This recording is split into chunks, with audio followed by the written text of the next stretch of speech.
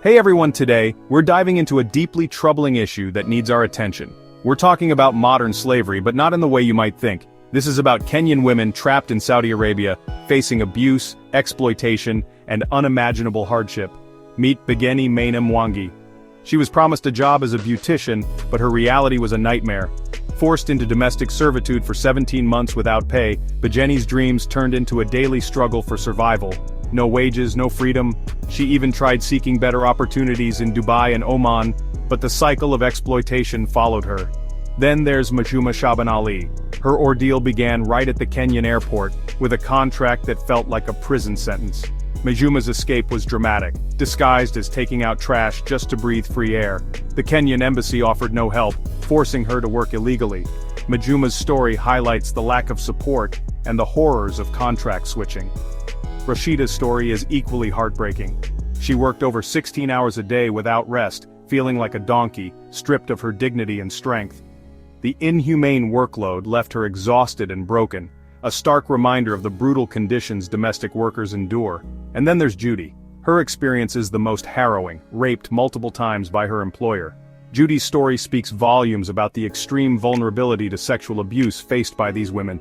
According to a recent Amnesty International report, the situation is systemic and widespread. Recruitment agencies deceive these women with false promises and contracts that are changed upon arrival. Their working conditions are appalling: long hours, no rest days, little to no pay, and often inadequate food and housing. Their passports and phones confiscated, keeping them isolated and under control. The average wage? A mere 50 cents an hour, and even that's often withheld. The racism they face is blatant, being called black animal and monkey. This is all underpinned by the kafala system, which ties foreign workers to their employers and makes them vulnerable to exploitation. Despite reforms in 2023, domestic workers remain unprotected.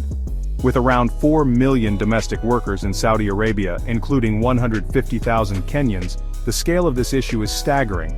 Saudi Arabia's Vision 2030 program promises change, but the kafala system still hinders progress, and laws are rarely enforced. So, what can be done?